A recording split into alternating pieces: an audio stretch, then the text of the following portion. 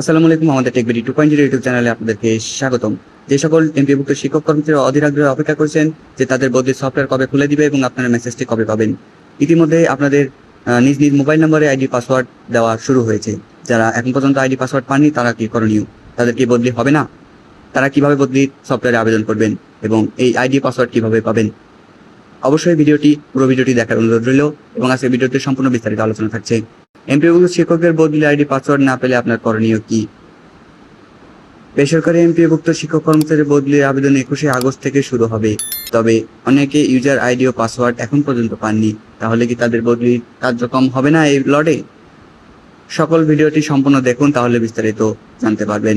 তাদের নির্দিষ্ট নম্বরে SMS পাঠিয়ে আইডি ও পাসওয়ার্ড সংগ্রহ করা হবে। সেই নাম্বারটি বাকি ভিডিও শেষে আমরা তা জানিয়ে দেওয়ার চেষ্টা করব। অবশ্যই ভিডিওটি শেষ পর্যন্ত দেখবেন।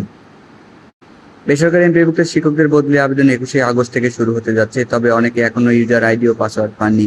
তাদের নির্দিষ্ট নম্বরে SMS পাঠিয়ে আইডি ও পাসওয়ার্ড সংগ্রহ করার পরামর্শ দেওয়া হয়েছে। কিভাবে ইউজার এবং পাসওয়ার্ডটি পাঠাবেন সেটি আমি ভিডিওর শেষ অংশে দেখাবো। মঙ্গলবার 18ই আগস্ট সফটওয়্যার নির্মাতা প্রতিষ্ঠাতা SP ইন্টারন্যাশনাল এই তথ্য জানিয়েছেন।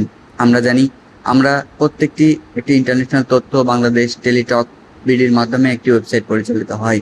সেই ওয়েবসাইট থেকে আপনাদের ইউজার এবং পাসওয়ার্ডটি স্ব মোবাইল নম্বরে পাঠানো হয়েছে। যদি কোনো কারণবশত আপনি অথবা আপনার কোনো সহকর্মী এই আইডি পাসওয়ার্ড না পেয়ে থাকেন তাহলে এই ভিডিওটি আপনাদের জন্য। অবশ্যই তাদেরকে ভিডিওটি শেয়ার করে দেখার সুযোগ করে দিবেন। টেলিটক বাংলাদেশ লিমিটেডের সহায়তায় শিক্ষকদের বদলি সফটওয়্যার তৈরি করেছে SP ইন্টারন্যাশনাল। বিভিন্ন সূত্রে জানা যায় যে সব শিক্ষক আইডি ও পাসওয়ার্ড পাননি তাদের যে কোনো টেলিটক সিম থেকে NGTT হেল্প সফটওয়্যারে প্রদানকৃত মোবাইল নম্বর লিখে 16222 নম্বরে SMS পাঠাতে হবে। তবে এখানে উল্লেখ্য বিষয় হচ্ছে আপনারা আপনার যে কোনো নাম্বার থেকে পাঠালেই হবে না। এটি আপনাদের টেলিটক সিম থেকে আপনারা অবশ্যই NGTT হেল্প সফটওয়্যারে প্রদানকৃত মোবাইল নম্বর লিখে 16222 নম্বরে SMS করে পাঠাতে হবে। তো অবশ্যই ফিরতি মেসেজের সফটওয়্যার দেওয়ার নম্বরে আইডি পাসওয়ার্ড চলে আসবে। এদিকে এমপিভুক্ত শিক্ষকদের বদলি আবেদনের বিজ্ঞপ্তি খসড়া প্রস্তুত করেছে মাধ্যমিক উচ্চ শিক্ষা অধিদপ্তর। খসড়ায় বদলি আবেদনের ক্ষেত্রে 14 দফা নির্দেশনা দেওয়া হয়েছে। খসড়াটি আজ মঙ্গলবার চূড়ান্ত করা হবে বলে কথা রয়েছে। অবশ্যই খসড়াটি চূড়ান্ত করলে আমরা ভিডিও আকারে তুলে ধরবো এবং কি আপনাদের 14 দফা রয়েছে সেই বিষয়ে বিশ্লেষণ করব। ভিডিও অবশ্যই দেখবেন। সেই ভিডিওটি দেখতে অবশ্যই সাবস্ক্রাইব করে নোটিফিকেশনটি অন করে রাখবেন। শিক্ষকদের বদলি আবেদনের খসড়া বিজ্ঞপ্তি তথ্য অনুযায়ী বদলির নীতিমালায় অনুযায়ী বদলি হতে ইচ্ছুক শিক্ষকদের নির্ধারিত লিঙ্কে তার মোবাইল প্রেরিত ইউজার আইডি এবং পাসওয়ার্ড ব্যবহার করে আবেদন করতে হবে। আবেদনটি আগামী 21 থেকে 27 আগস্ট পর্যন্ত অনলাইনে করা যাবে। খসড়া বিজ্ঞপ্তিতে বলা হয়েছে বদলিকৃত শিক্ষক কোন ধরনের TADA প্রাপ্য পাবেন না আদেশ জারির 10 দিনের মধ্যে সংশ্লিষ্ট শিক্ষা প্রতিষ্ঠানের প্রধান বদলিকৃত শিক্ষক অবমুক্তি নিশ্চিত করবেন।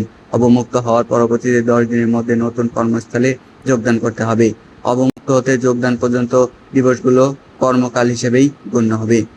তবে আপনারাও আবেদনের পরে আপনার আবেদনটি দাখিল হওয়ার পরে আপনার পরবর্তী কর্মস্থলে যোগদানের জন্য আপনারা 10 দিন সময় পাবেন। এই 10 দিনের মধ্যে আপনারা নতুন কর্মস্থলে যোগদান করবেন এবং নতুন কর্মস্থলে যোগদানের মধ্যে যে 10টা দিন, এই 10টা দিন অবশ্যই আপনাদের কর্মকাল বলে হিসেবেই গণ্য করা হবে। খসড়া নির্দেশনায় আরও বলা হয়েছে একজন আবেদনকারী তার পছন্দের ক্রম অনুসারে 3টি প্রতিষ্ঠানে আবেদনের সুযোগ পাবেন। প্রাপ্য আবেদন সমূহ বদলি নীতিমালা অনুযায়ী স্বয়ংক্রিয় সফটওয়্যারের মাধ্যমে প্রক্রিয়া শেষে কর্তৃপক্ষ বদলি ভিত্তিক পদায়নের আদেশ জারি করবেন।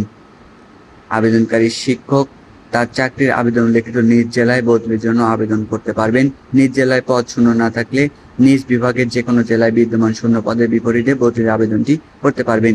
তবে এখানে উল্লেখ্য বিষয় একজন শিক্ষক কিন্তু সর্বোচ্চ তার চাকরি জীবনে 3 বার বদলির আবেদনের সুযোগ পাবেন। আবেদনকারী শিক্ষক স্বামী স্ত্রী নিজ জেলা অথবা স্বামী স্ত্রী কর্মস্থল শুধুমাত্র সরকারি আধা সরকারি স্বায়ত্তশাসিত এমপিভুক্ত শিক্ষা প্রতিষ্ঠানের কর্মরত বোঝাবে। জেলায় বদলির আবেদন করতে পারবেন। বদলির সফটওয়্যারে এই সংক্রান্ত তথ্য ভুল থাকলে সংশ্লিষ্ট প্রতিষ্ঠান প্রধান এবং আবেদনকারী শিক্ষক ব্যক্তিগতভাবে দায়ী থাকবেন। চাকরিতে প্রথম যোগদানের পর চাকরির 2 বছর পূর্ণ হলে বদলির আবেদন করার যোগ্য হবেন। বদলি হয়ে নতুন কর্মস্থলে যোগদানের পর ন্যূনতম 2 বছর কর্মে নিয়োজিত থাকার পর পরবর্তীতে বদলির জন্য আবেদন করতে পারবেন। অসম্পূর্ণ বা ভুল তথ্য সম্বলিত আবেদন বিবেচনাযোগ্য হবে না। ইচ্ছাকৃত ভুল তথ্য প্রমাণ বা প্রমাণাধীন হলে শাস্তিযোগ্য অপরাধ হিসেবে গণ্য হবে। বলে খসড়াতে বিজ্ঞপ্তিতে রয়েছে।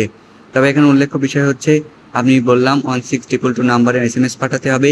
SMS-টি অবশ্যই আপনাদের টেলিটক সিম থেকে পাঠাতে হবে। এবং এর পরবর্তীতে আরেকটি বিষয় বলে রাখি, সেখানে আপনাদের অবশ্যই কর্মক্ষেত্রে নতুন 2 বছর কর্মস্থলে যোগদানের 2 বছর পূর্তি হলে আপনারা বদলির আবেদন করতে পারবেন, অন্যথায় বদলির আবেদনটি করবেন না।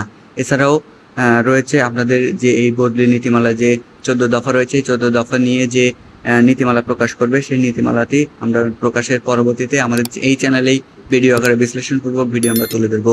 সেই ভিডিওটি পেতে অবশ্যই আমাদের এই টেকবিডি 2.0 ইউটিউব চ্যানেলটি সাবস্ক্রাইব করে আমাদের পাশেই থাকবেন।